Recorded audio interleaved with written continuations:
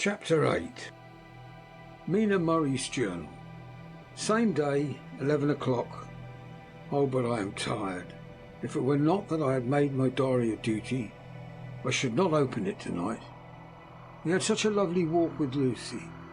After a while I was in gay spirits, owing, I think, to some dear cows who came nosing towards us in a field close to the lighthouse, and frightened the wits out of us.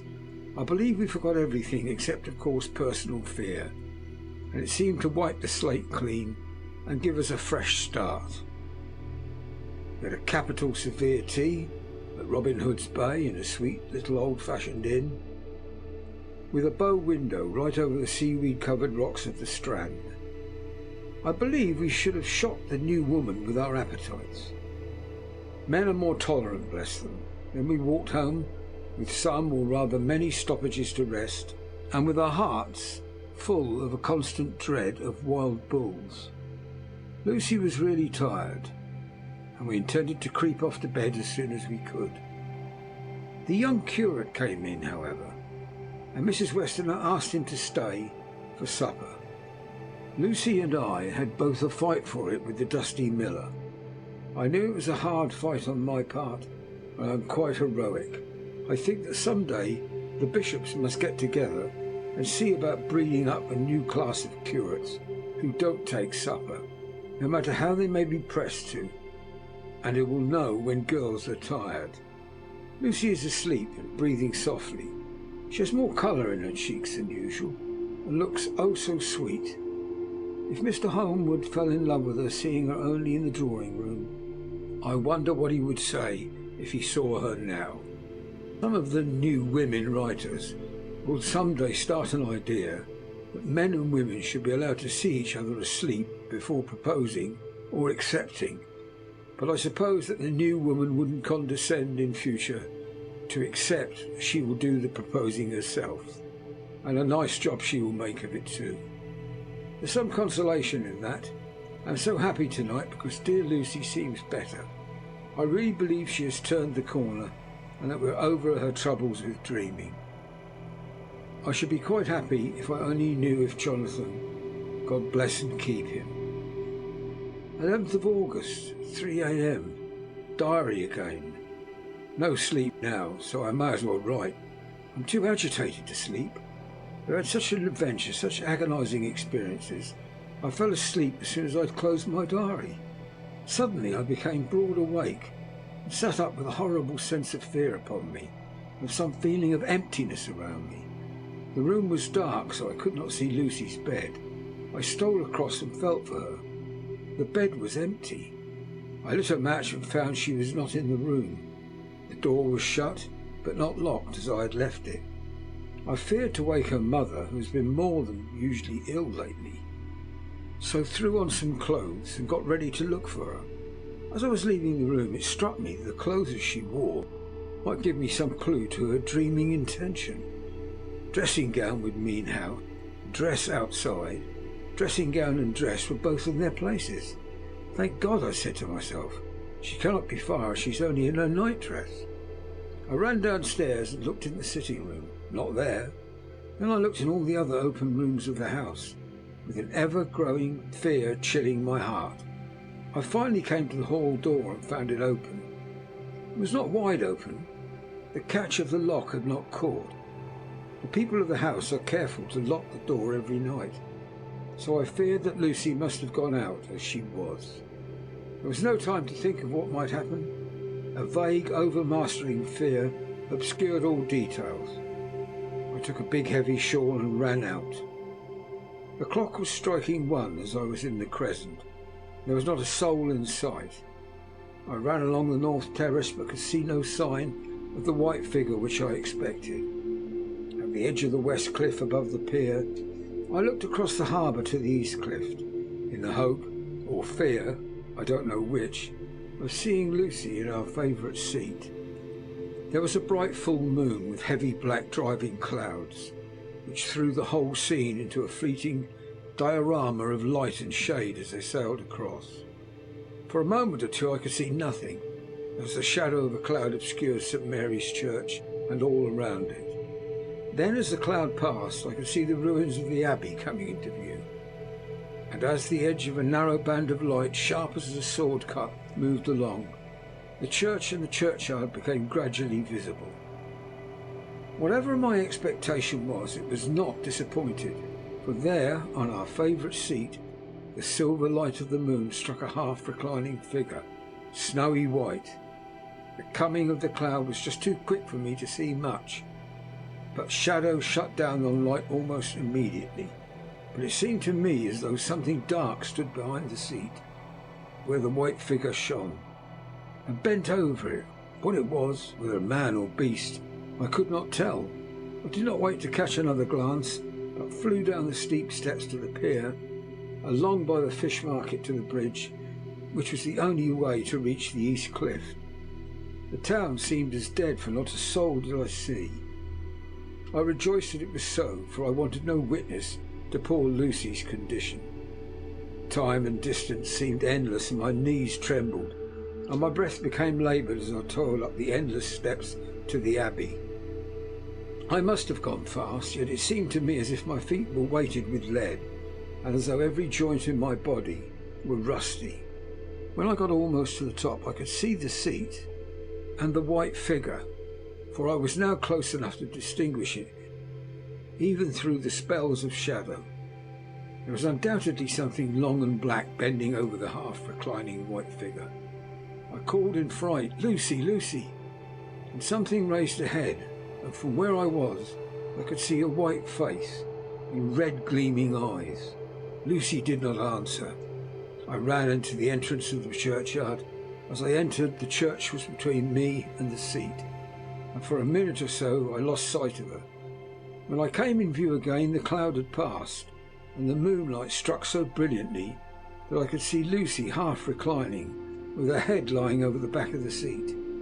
She was quite alone, and there was not a sign of any living thing about. When I bent over her, I could see that she was still asleep. Her lips were parted, and she was breathing, not softly as usual with her, but in long, heavy gasps, as though striving to get her lungs full at every breath. As I came close, she put up her hand in her sleep and pulled the collar of her nightdress close around her throat. While she did so, there came a little shudder through her, as though she felt the cold. I flung the warm shawl over her and drew the edges tight round her neck, for I dreaded lest she should get some deadly chill from the night air, unclad as she was. I feared to wake her all at once, so in order to have my hands free that I might help her, I fastened the shawl at her throat with a big safety pin. But I must have been clumsy in my anxiety, and pinched or pricked her with it, for by and by, when her breathing became quieter, she put her hand to her throat again and moaned. When I had her carefully wrapped up, I put my shoes on her feet, and then began very gently to wake her. At first she did not respond, but gradually she became more uneasy in her sleep, moaning and sighing occasionally. At last, as time was passing fast, and for many other reasons, I wished to get her home at once. I shook her more forcibly, till finally she opened her eyes and awoke. She did not seem surprised to see me, as of course she did not realise all at once where she was. Lucy always wakes prettily, and even at such a time, when her body must have been chilled with cold, and her mind somewhat appalled at waking unclad in the churchyard at night, she did not lose her grace. She trembled a little, and clung to me when I told her to come at once with me home. She rose without a word, with the obedience of a child. As we passed along, the gravel hurt my feet, and Lucy noticed me wince. She stopped and wanted to insist upon my taking my shoes, but I could not. However, when we got to the pathway outside the churchyard, there was a puddle of water remaining from the storm. I daubed my feet with mud, using each foot in turn, so that as we went home, no one, in case we should meet anyone, should notice my bare feet. Fortune favoured us, and we got home without meeting a soul. Once we saw a man who seemed not quite sober passing along the street in front of us, but we heeded a door till he had disappeared up an opening such as there are here. steep little closes, or whins as they call them in Scotland. My heart beat so loud all the time that sometimes I thought I should faint. I was filled with anxiety about Lucy, not only for her health, lest she should suffer from the exposure, but for her reputation, in case the story should get wind. When we got in and had washed our feet and had said a prayer of thankfulness together, I tucked her into bed. Before falling asleep, she asked, even implored me, not to say a word to anyone, even her mother, about her sleepwalking adventure. I hesitated at first to promise, but on thinking of the state of her mother's health, and how the knowledge of such a thing would fret her, and thinking too of how such a story might become distorted, nay, infallibly would, in case it should leak out, I thought it wiser to do so. I hope I did right. I have locked the door and the key is tied to my wrist, so perhaps I shall not be again disturbed. Lucy is sleeping soundly. The reflex of the dawn is high and far over the sea. Same day, noon. All goes well. Lucy slept till I woke her and seemed not to have even changed her side. The adventures of the night does not seem to have harmed her. On the contrary, it has benefited her, for she looks better this morning than she has done for weeks. I was sorry to notice that my clumsiness with the safety pin hurt her. Indeed, it might have been serious, for the skin of her throat was pierced. I must have pinched up a piece of loose skin and transfixed it, for there are two little red points like pinpricks, and on the band of her nightdress was a drop of blood. When I apologised and was concerned about it, she laughed and petted me, and said she did not even feel it. Fortunately, it cannot leave a scar, as it is so tiny. Same day, night. We passed a happy day. The air was clear, the sun bright. There was a cool breeze. We took our lunch to Mulgrave Woods, Mrs. Westernard driving by the road, and Lucy and I walking by the cliff path and joining her at the gate. I felt a little sad myself, for I could not feel but how absolutely happy it would have been had Jonathan been with me. But there I must only be patient. In the evening we strolled in the casino terrace and heard some good music by Spohr and Mackenzie, and went to bed early. Lucy seemed more restful than she has been for some time, and fell asleep at once. I shall lock the door and secure the key the same as before, though I do not expect any trouble tonight. 12th of August. My expectations were wrong, for twice during the night I was wakened by Lucy trying to get out. She seemed even in her sleep to be a little impatient at finding the door shut, and went back to bed under a sort of protest. I woke with the dawn and heard the birds chirping out of the window. Lucy woke too, and I was glad to see was even better than on the previous morning. All of her old gaiety of manner seemed to have come back. She came and snuggled in beside me, told me all about Arthur. I told her how anxious I was about Jonathan, and she tried to comfort me. Well, she succeeded somewhat, for though sympathy can't alter facts, it can help to make them more bearable. 13th of August. Another quiet day, and to bed with the key on my wrist as before. Again I woke in the night and found Lucy sitting up in bed, still asleep, pointing to the window. I got up quietly and, pulling aside the blind, looked out. It was brilliant moonlight, and the soft effect of the light over the sea and sky merged together in one great silent mystery. It was beautiful beyond words. Between me and the moonlight flitted a great bat, coming and going in great whirling circles. Once or twice it came quite close, but was, I suppose, frightened at seeing me, and flitted away across the harbour towards the Abbey. When I came back from the window, Lucy had lain down again and was sleeping peacefully. She did not stir again all night. 14th of August. On the East Cliff, reading and writing all day, Lucy seems to have become as much in love with the spot as I am, and it is hard to get her away from it when it is time to come home for lunch or tea or dinner. This afternoon she made a funny remark.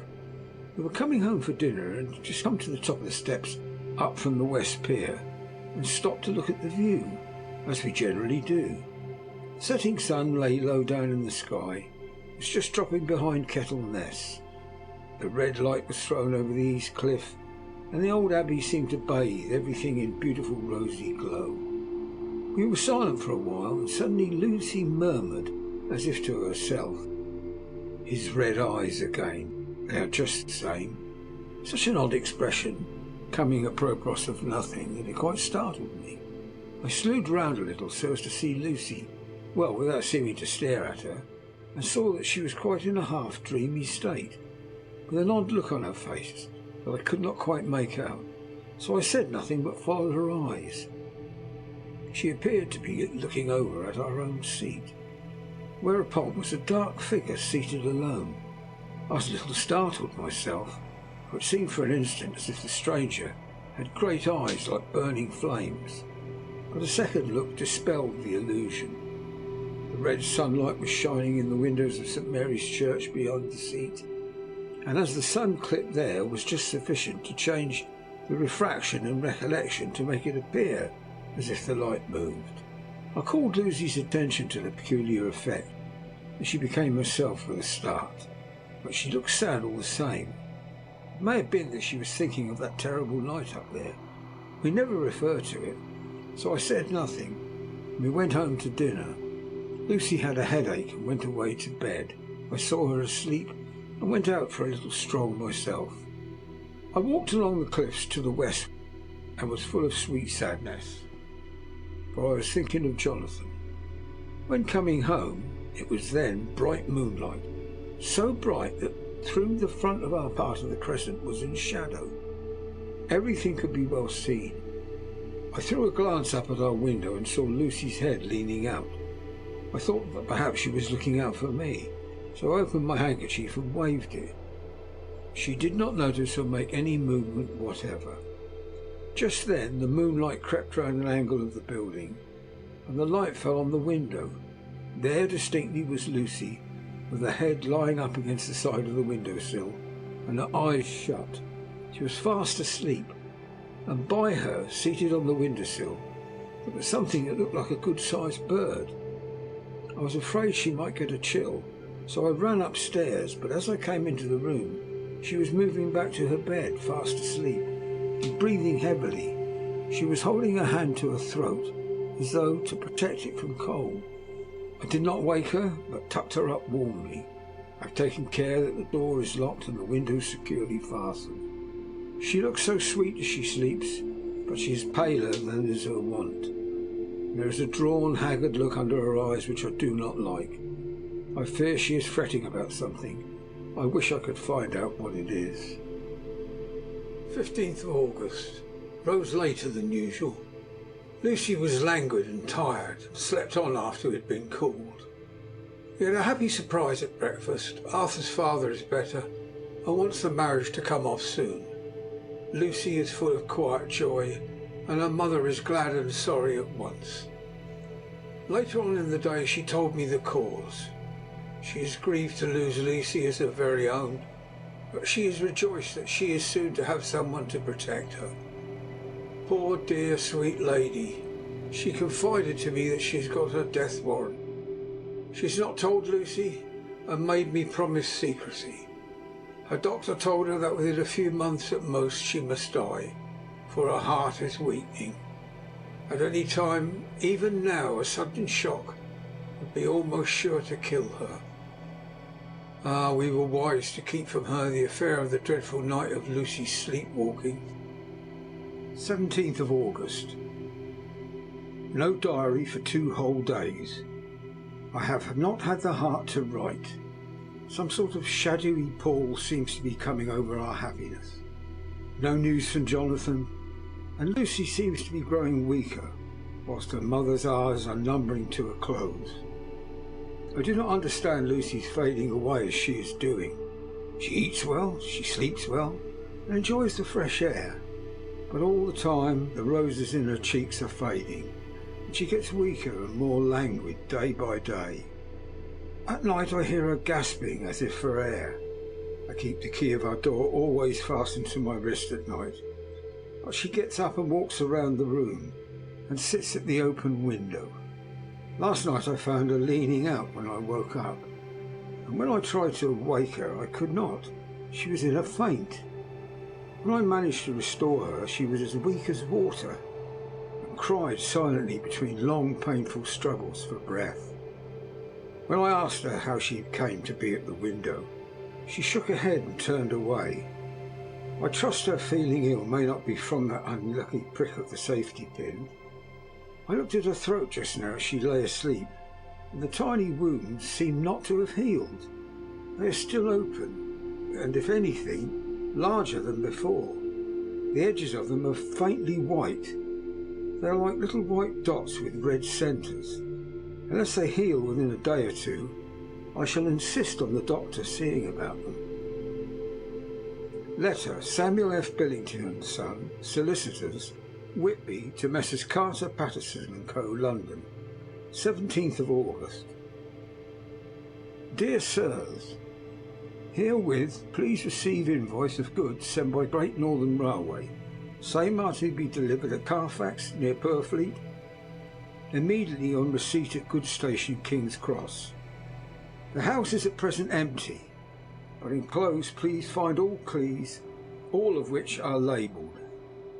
You will please deposit the boxes, 50 in number, which form the consignment of the partially ruined building forming part of the house and marked A on a rough diagram enclosed. Your agent will easily recognise the locality, as it is the ancient chapel of the mansion. The goods leave by the train at 9:30 tonight and will be due at King's Cross at 4:30 tomorrow afternoon.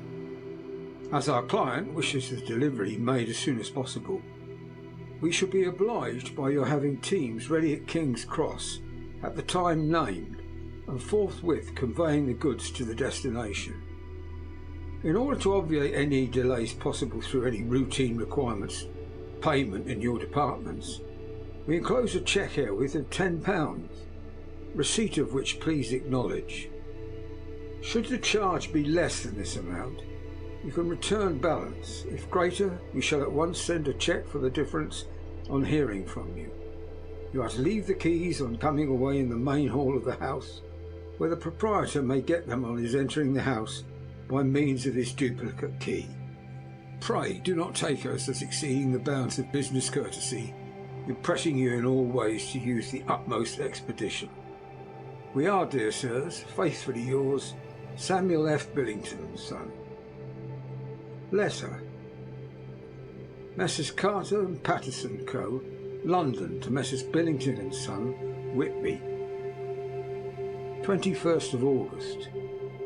Dear Sirs, we beg to acknowledge £10 received and return a cheque for £1.17 shillings and ninepence, amount of overplus as shown in receipted account herewith. Goods are delivered in exact accordance with instructions, and keys left in parcel in main hall as directed. We are, dear sirs, yours respectfully, Pro Carter, Patterson and Co. Mina Murray's Journal, 18th of August. I'm happy today, and writing, sitting on the seat in the churchyard. Lucy is ever so much better. Last night she slept well at night, and did not disturb me once. The roses seem to be coming back into her cheeks, though she is still sadly pale and wan looking. If she were in any way anemic, I could understand it, but she is not. She is in gay spirits and full of life and cheerfulness. All the morbid reticence seems to have passed from her, and she has just reminded me, as if I need any reminding, of that night, and that it was here, on this very seat, I found her asleep. As she told me, she tapped playfully with the heel of a boot on the stone slab and said, "My poor little feet didn't make much noise. I dare say that poor old Mr. Swales would have told me that it was because I didn't want to wake up Geordie." As she was in such a communicative humour, I asked her if she had dreamed at all that night.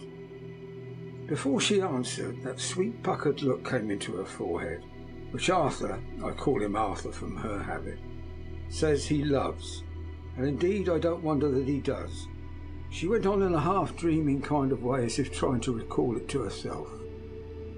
I didn't quite dream, but it all seemed to be real. I only wanted it to be here in this spot. I don't know why, for I was afraid of something. I don't know what, I remember, though I suppose I was asleep passing through the streets and over the bridge. A fish leapt as I went by, and I leaned over to look at it, and I heard a lot of dogs howling. The whole town seemed as if it must be full of dogs all howling at once. And I went up the steps. Then I had a vague memory of something long and dark with red eyes, just as we saw in the tunnel, and something very sweet and very bitter all around me at once.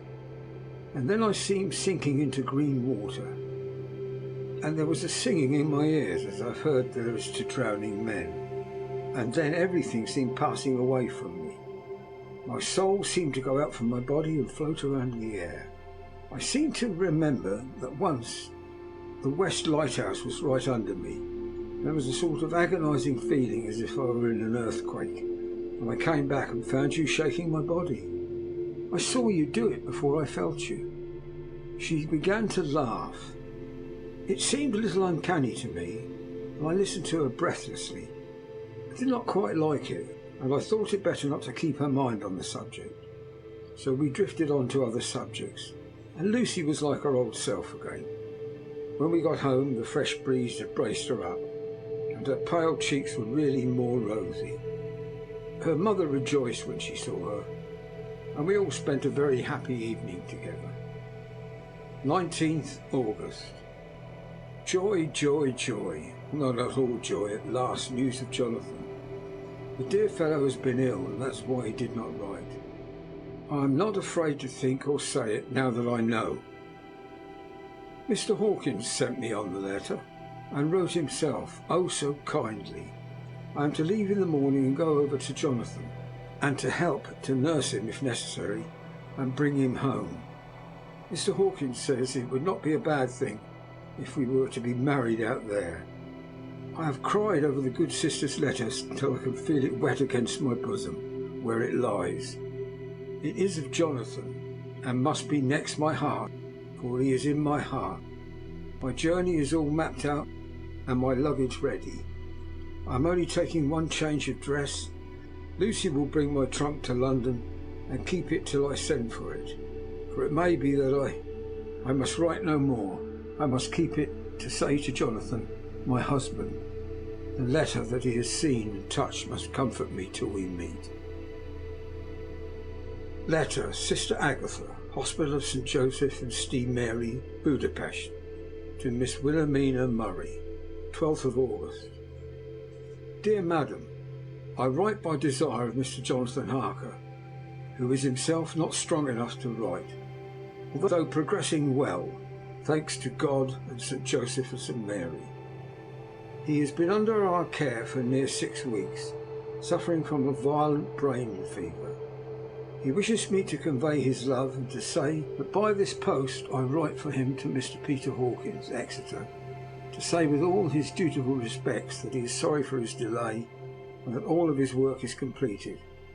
He will require some few weeks' rest in our sanitarium in the hills, but will then return. He wishes me to say that he has not sufficient money with him, and that he would like to pay for his staying here, so that others who need shall not be wanting for help. Believe me, yours with sympathy and all blessings, Sister Agatha. P.S. My patient being asleep, I open this to let you know something more. He has told me about you and that you are shortly to be his wife. All blessings to you both. He has had some fearful shocks, so says our doctor, and his delirium, his ravings have been dreadful, of wolves and poison, of blood, of ghosts and demons, and I fear to say that be careful with him. And I fear to say of what. Be careful with him always, that there may be nothing to excite him of this kind for a long time to come.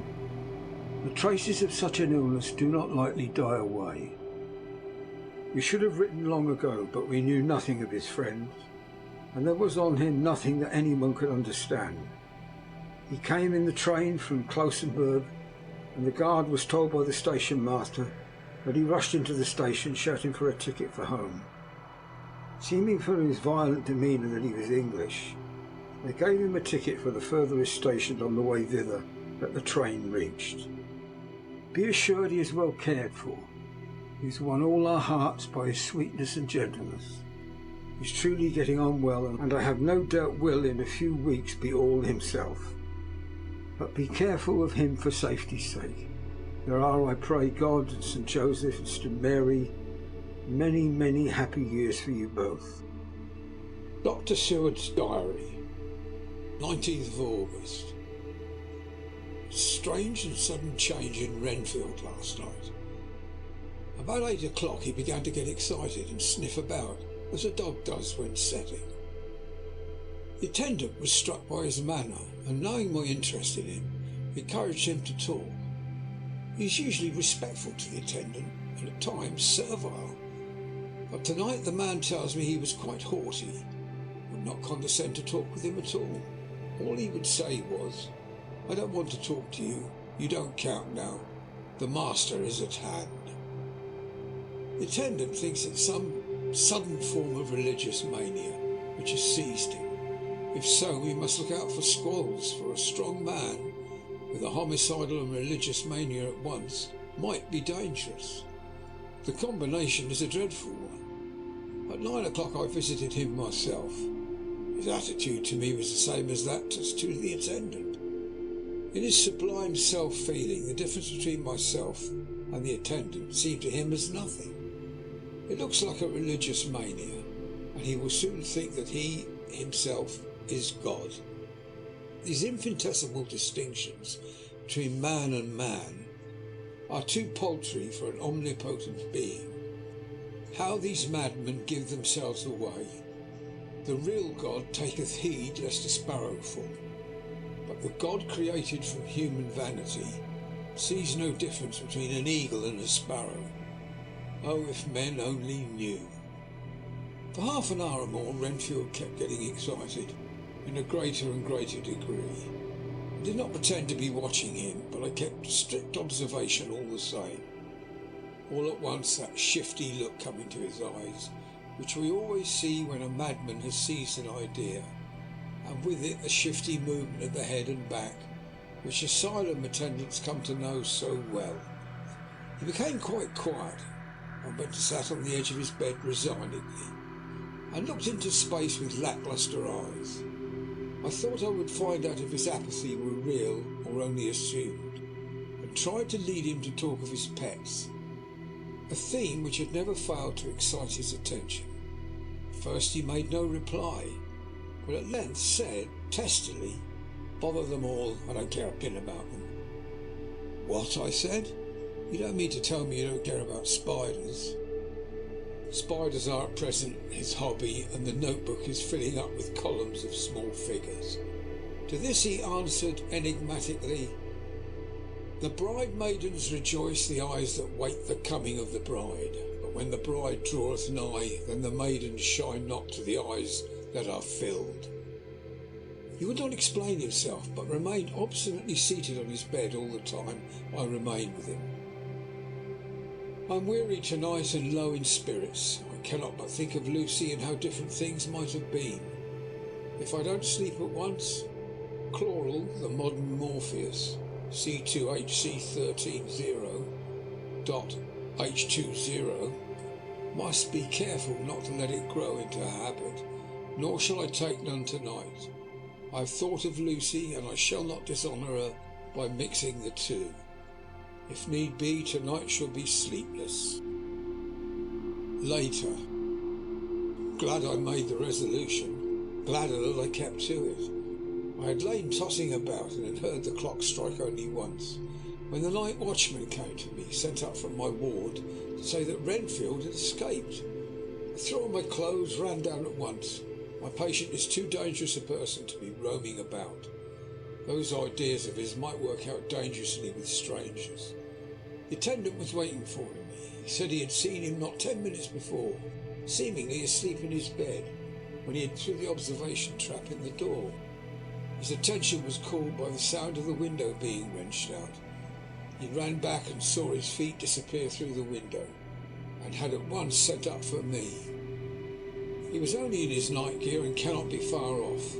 The attendant thought it would be more useful to watch where he should go than to follow him, as he might lose sight of him whilst getting out of the building by the door. He's a bulky man and couldn't get through the window. I am thin, so with his aid I got out, but feet foremost, and, as we were only a few feet above ground, landed unhurt. The attendant told me the patient had gone to the left and had taken a straight line, so I ran as quickly as I could. As I got through the belt of trees, I saw a white figure scale the high wall which separates our grounds from those of the deserted house.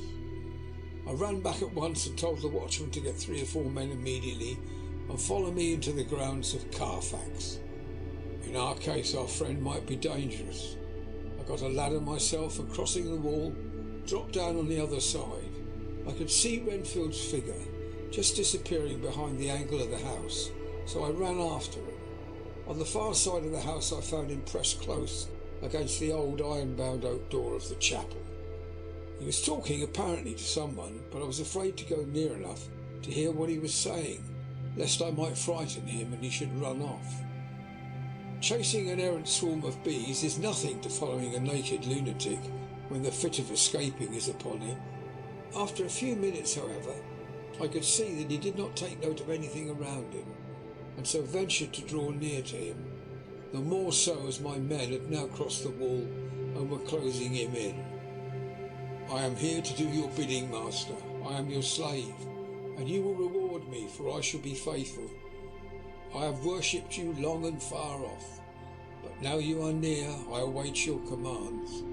And you will not pass me by, will you, dear master, in your distribution of good things? He's a selfish old beggar anyhow. He thinks of the loaves and fishes even when he believes he is a real presence. His manias make a startling combination. When we closed in on him, he fought like a tiger. He is immensely strong, for he was more like a wild beast than a man. I never saw a lunatic in such a paroxysm of rage before, and hope I shall not again. It is a mercy that we have found out his strength and his danger in good time.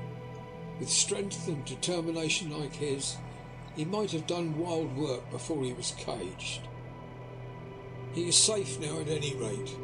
Jack Shepherd himself couldn't get free from the straight waistcoat that keeps him restrained, and he's chained to the wall in the padded room. His cries at times are awful, but the silences that follow are more deadly still, for he means murder at every turn and movement. Just now he spoke coherent words for the first time. I shall be patient, master. It is coming, coming, coming. So I took the hint and came to. I was too excited to sleep, but this diary has quieted me, and I feel I shall get some sleep tonight. End of chapter 8. Chapter 9. A letter. Mina Harker to Lucy Westenra. Budapest, 24th of August. My dearest Lucy, I know you will be anxious to hear all that has happened since we parted at the railway station at Whitby. Well, my dear, I got to Hull all right and caught the boat to Hamburg and then the train on here. I feel that I can hardly recall anything of the journey except that I knew I was coming to Jonathan, and that as I should have to do some nursing, I'd better get all the sleep I could. I found my dear one, oh so thin and pale and weak looking. All the resolution had gone out of his dear eyes, and that quiet dignity which I told you was in his face has vanished. He's only a wreck of himself. He does not remember anything that has happened to him for a long time past. At least he wants me to believe so. And I shall never ask. He has had some terrible shock, and I fear it might tax his poor brain if he were to try to recall it. Sister Agatha, who is a good creature and a born nurse, tells me that he raved of dreadful things while he was off his head, but she would only cross herself and say she would never tell, that the raving of the sick were the secrets of God, that if a nurse through her vocation should hear them, she should respect her trust. She is a sweet, good soul, and the next day when she saw I was troubled, she opened up on the subject again, and after saying that she should never mention what my poor dear raved about, I can tell you this much, my dear, it was not about anything which he has done wrong himself, and you, as his wife-to-be, have no cause to be concerned. He has not forgotten you or what he owes to you. His fear was of a great and terrible things, which no mortal can treat of. I do believe the dear soul thought I might be jealous, lest my poor dear should have fallen in love with any other girl. The idea of my being jealous about Jonathan, and yet, my dear, let me whisper, I felt a thrill of joy through me when I knew that no other woman was a cause of trouble. I am now sitting by his bedside, where I can see his face while he sleeps. He is waking. When he woke, he asked me for his coat, as he wanted to get something from the pocket. I asked Sister Agatha, and she brought all his things. I saw that amongst them was his notebook, and was going to ask him to let me look at it, for I knew then I might find some clue to his trouble. But I supposed he must have seen my wish in my eyes, for he sent me over to the window, saying he wanted to be quite alone for a moment. Then he called me back, and when I came he had his hand over the notebook, and he said to me very solemnly, "Wilhelmina." I knew then that he was in deadly earnest, for he has never called me by that name since he asked me to marry him. You know, my dear, my ideas of the trust between husband and wife. There should be no secret, no concealment. I have had a great shock, and when I try to think of what it is I feel, my head spins round, and I do not know if it was all real or the dreaming of a madman. You know I have had brain fever, and that it is to be mad. The secret is here, and I do not want to know it. I want to take up my life here with our marriage. For, my dear, we had decided to be married as soon as the formalities are complete. Are you willing, Wilhelmina, to share my ignorance? Here is the book. Take it and keep it. Read it if you will, but never let me know, unless indeed some solemn duty should come upon me to go back to the bitter hours, asleep or awake, sane or mad, recorded here. He fell back exhausted, and I put the book under his pillow and kissed him, having asked Sister Agatha to beg the Superior to let our wedding be this afternoon, and I am waiting her reply. She has come and told me that the chaplain of the English Mission Church has been sent for.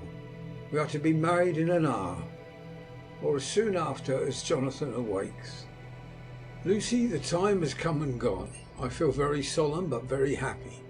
Jonathan woke a little after the hour and was all ready, and he sat up in bed, propped up with pillows. He answered his "I will" firmly and strongly. I could hardly speak. My heart was so full that even those words seemed to choke me. The dear sisters were so kind. Please God, I shall never forget them, nor the grave and sweet responsibilities I have taken upon me. I must tell you of my wedding present.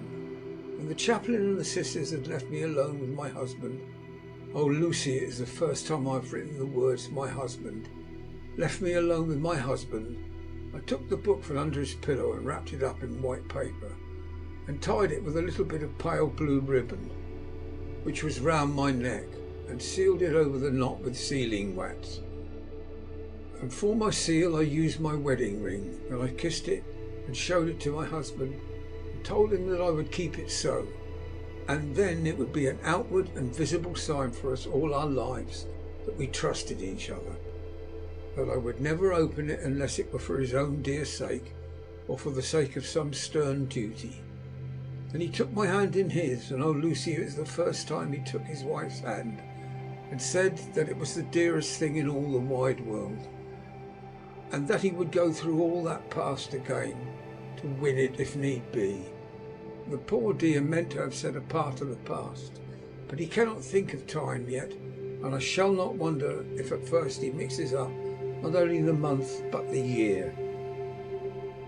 Well, my dear, what could I say? I could only tell him that I was the happiest woman in all the wide world, and that nothing to give him except myself, my life and my trust, and that with these went my love and duty for all the days of my life. And my dear, when he kissed me and drew me to him with his poor weak hands, It was like a very solemn pledge between us. Lucy dear, do you know why I tell you all this? It's not only because it's all sweet to me, but because you have been and are very dear to me. It was my privilege to be your friend and guide when you came to the schoolroom to prepare for the world of life. I want you to see now, and with the eyes of a very happy wife, whither duty has led me, so that in your own married life you too may be happy as I am. My dear, please Almighty God, your life may be all promises. A long day of sunshine, with no harsh wind, no forgetting duty, no distrust. I must not wish you no pain, for that can never be, but I do hope that you will always be as happy as I am now. Goodbye, my dear. I shall post this at once, and perhaps write you very soon again. I must stop, for Jonathan is waking. I must attend to my husband. Your ever-loving Mina Harker. Letter to Lucy Westenra from Mina Harker. Whitby, 30th of August. My dearest Mina, oceans of love, millions of kisses. May you soon be in your own home with your husband. I wish you could be coming home soon enough to stay with us here. The strong air would soon restore Jonathan, as it has quite restored me. I have an appetite like a cormorant. I'm full of life and sleep well. You'll be glad to know that I've quite given up walking in my sleep. I think I have not stirred out of my bed for a week. That is, when I once got into it at night. Arthur says I'm getting fat. By the way, I forgot to tell you that Arthur is here. We have such walks and drives and rides and rowing and tennis and fishing together, and I love him more than ever. He tells me that he loves me more, but I doubt that, for at first he told me that he couldn't love me more than he did. But this is nonsense. There he is calling to me, so no more just at present. From your loving Lucy. P.S. Mother sends her love. She seems better, poor dear. P.P.S. We are to be married on the 28th of September. Dr. Seward's diary, 20th of August. The case of Renfield grows even more interesting. He has now so far quieted that there are spells of cessation from his passion. For the first week after his attack, he was perpetually violent. Then one night, as the moon rose, he grew quiet, kept murmuring to himself, "Now I can wait, now I can wait." The attendant came to tell me, so I ran down at once to have a look at him. He was still in the strait waistcoat and in the padded room, but the suffused look had gone from his face. His eyes had something of their old pleading, I might almost say cringing softness. I was satisfied with his present condition and directed him to be relieved. The attendants hesitated, but finally carried out my wishes without protest. It was a strange thing that the patient had humour enough to see their distrust, for coming close to me he said in a whisper, all the while looking furtively at them, "Think I could hurt you? Fancy me hurting you? The fools!" It was soothing somehow to feelings to find myself disassociated, even in the mind of this poor madman, from the others.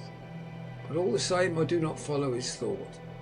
Am I to take it that I have anything in common with him, so that we are, as it were, stand together? Or has he to gain from me some good so stupendous that my well-being is needful to him? I must find out later on. Tonight he will not speak. Even the offer of a kitten, or even of a full-grown cat, will not tempt him. He will only say, "I don't take any stock in cats. I have more to think of now. I can wait. I can wait." After a while I left him. The attendant tells me that he was quiet until just before dawn, and that he began to get uneasy, at length violent, until at last he fell into a paroxysm which exhausted him so that he swooned into a sort of coma. 3 nights has the same thing happened. Violent all day, then quiet from moonrise to sunrise. Wish I could get some clue to the cause.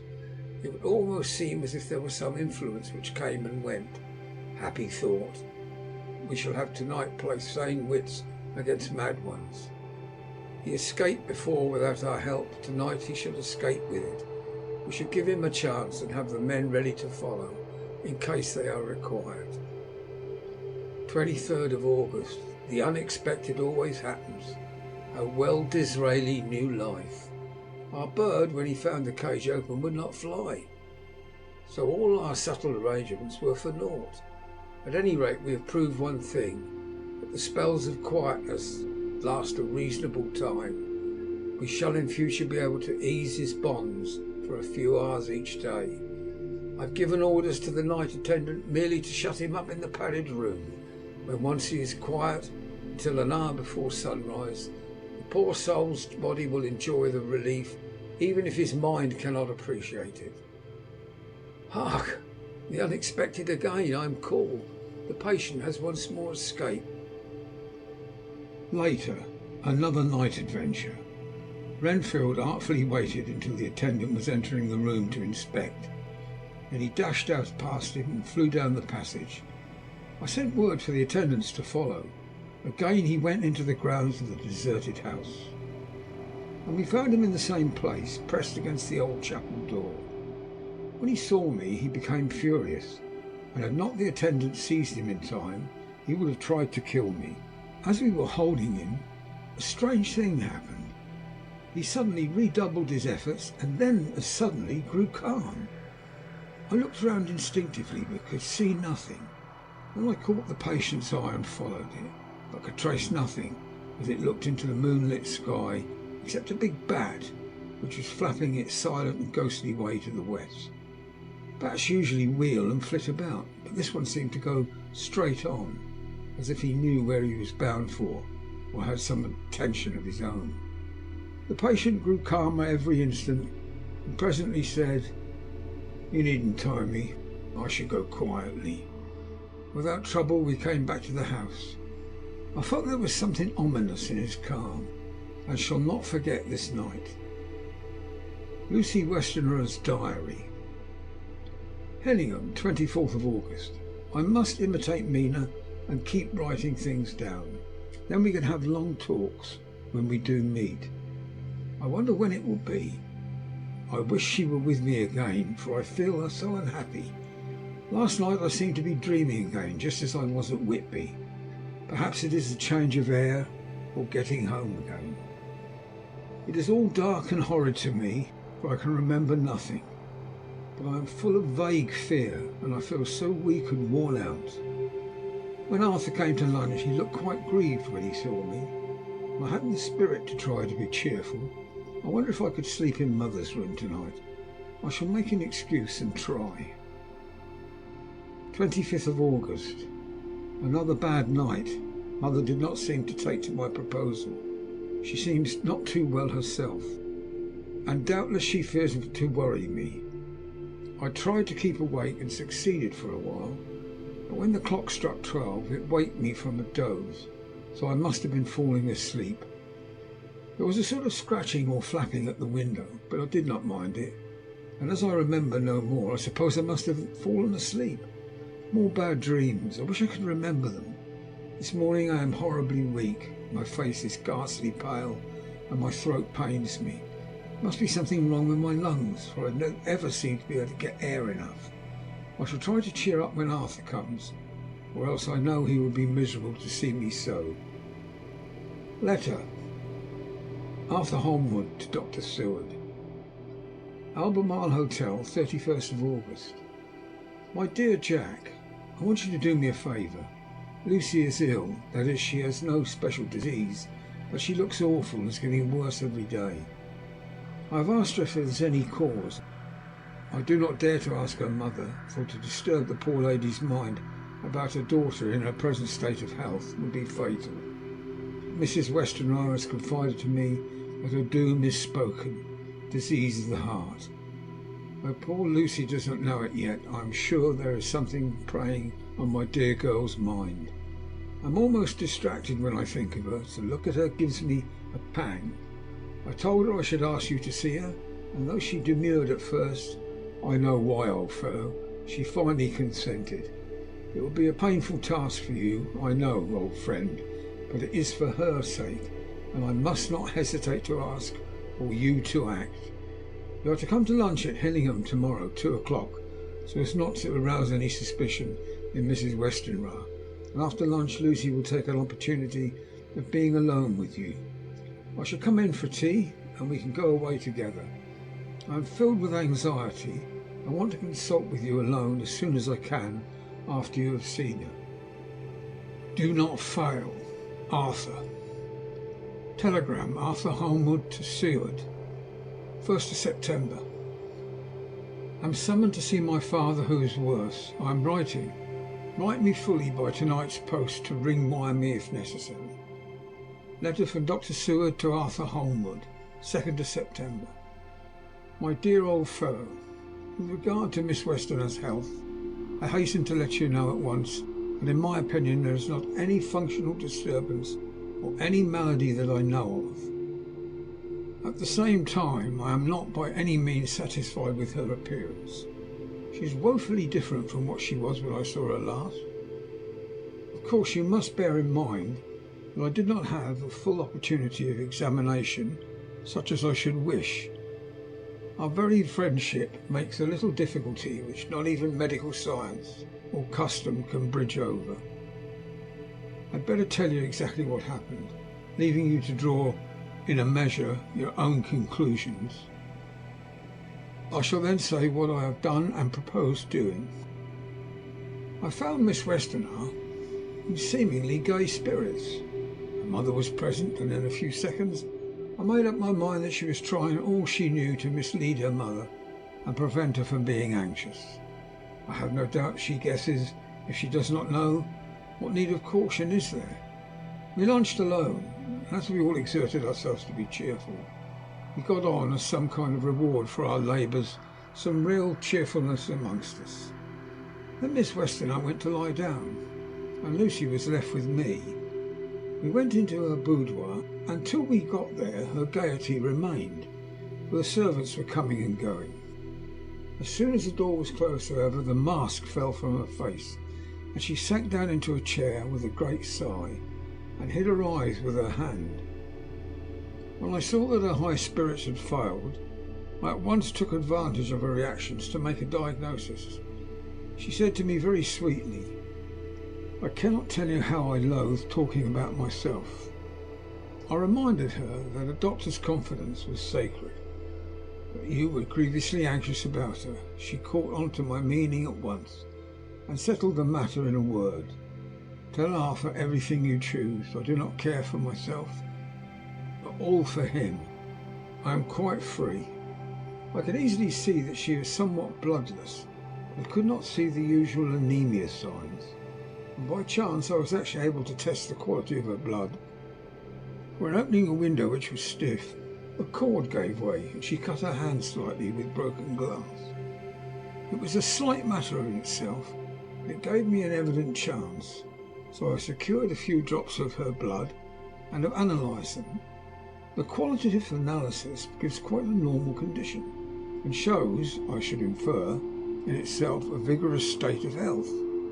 In other physical matters I was quite satisfied that there is no need for anxiety, but as there must be some cause somewhere, I have come to the conclusion that it must be something mental. She complains of difficulty in breathing satisfactorily at times, and of heavy lethargic sleep, with dreams that frighten her, but regarding which she can remember nothing. She says that as a child she used to walk in her sleep, and that when in Whitby the habit came back, and that once she walked out in the night and went to East Cliff, where Miss Murray found her. But she assures me that of late the habit has not returned. I am in doubt, and so have done the best thing I know of. I have written to my old friend and master, Professor Van Helsing of Amsterdam, who knows as much about obscure diseases as anyone in the world.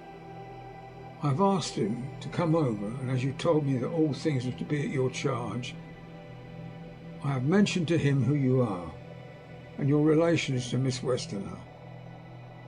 This, my dear fellow, is in obedience to your wishes, for I am only too proud and happy to do anything I can for her.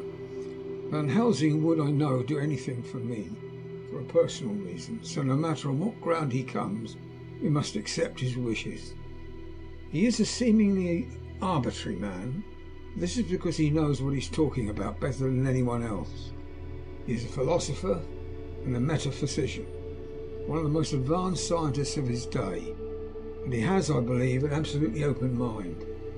This with an iron nerve, a temper of the iced brook, and an indomitable resolution, self-command and toleration exalted from virtues to blessing, and the kindliest and truest heart that beats. These form his equipment for the noble work that he is doing for mankind, work both in theory and practice, for his views are as wide as his all-embracing sympathy. I tell you these facts that you may know why I have such a confidence in him. I've asked him to come at once. I shall see Miss Westerard tomorrow again. She is to meet me at the store, so that I may not alarm her mother by too early a repetition of my call. Yours always, John Seward. Letter. Abraham Van Helsing, MDD, PhD, Lit, etc., etc., etc., to Dr. Seward. 2nd of September. My good friend, when I have received your letter, I am already coming to see you. But by good fortune, I can leave just at once without wrong to any of those who have trusted me. Were fortune other, then it were for bad for those who I have trusted.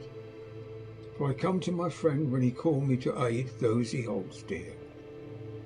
Tell your friend that when you suck from my wound so swiftly the poison of the gangrene from that knife in our other friend, too nervous, let slip, you did more for him when he wants my aids, and you call for them, than all his great fortune could do. But it is a pleasure added to do for him, your friend, as it is to you that I come. Have then rooms for me at the Great Eastern Hotel, that I may be near at hand. And please it so arrange that we may see the young lady not too late on tomorrow, for it is likely that I may have to return here that night. But if need be, I shall come again in 3 days, and stay longer if it must. Till then, goodbye, my friend John Van Helsing.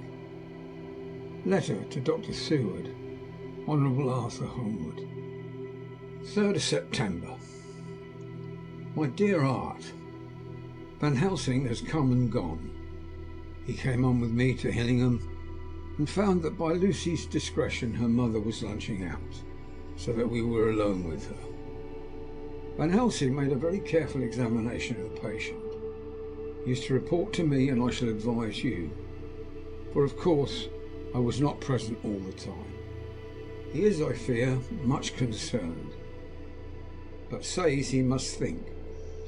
When I told him of our friendship and how you trust me in the matter, he said, "You must tell him all you think. Tell him what I think. If you can guess it, you will." Nay, I'm not jesting. There is no jest but life and death, perhaps more. I asked what he meant by that, for he was very serious.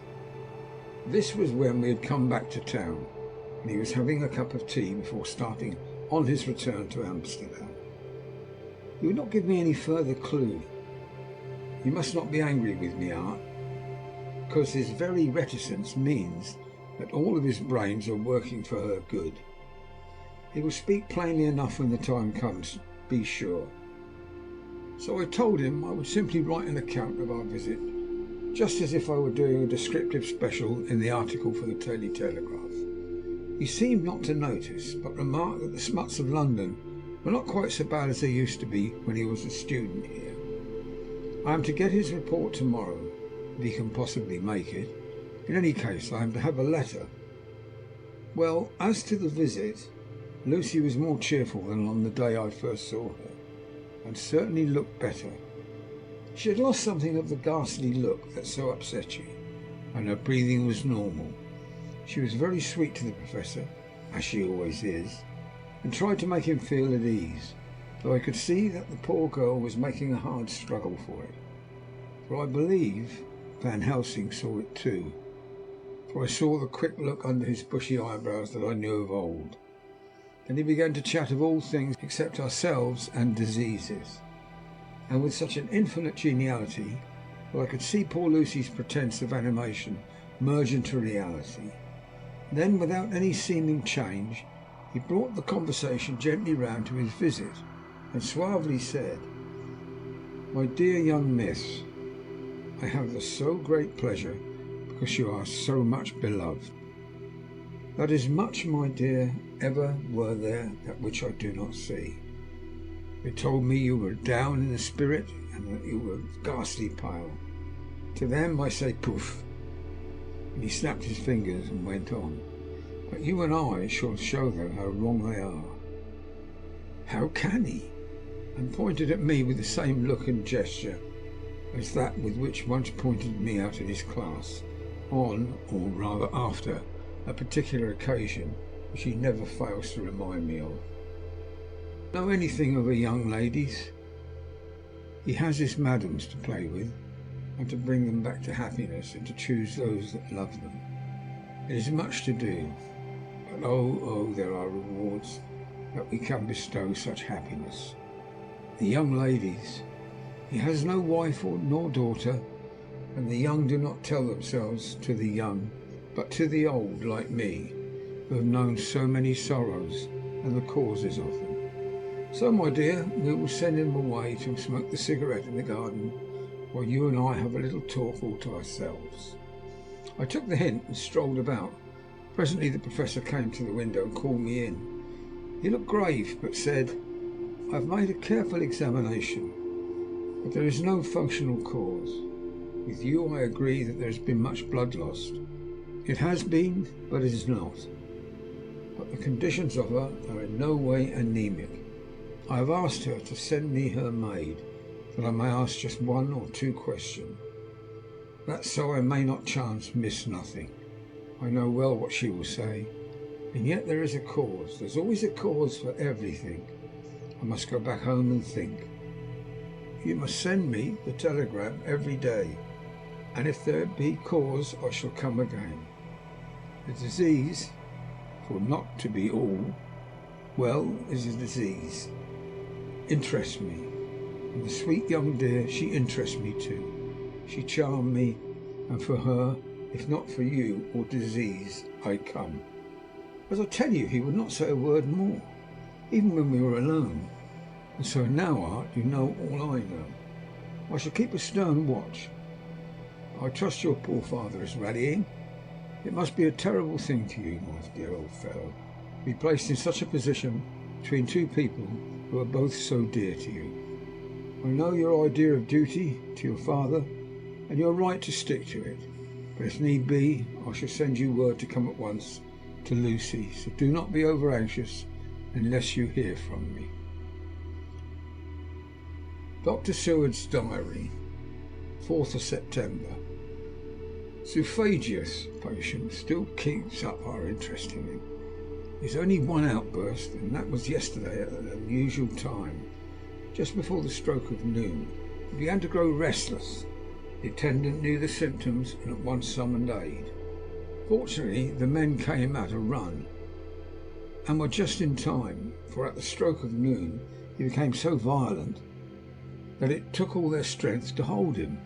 In about 5 minutes, however, he began to get more and more quiet, and finally sank into a sort of melancholy, in which state he has remained up to now. The attendant tells me that his screams, whilst in the paroxysm, were really appalling.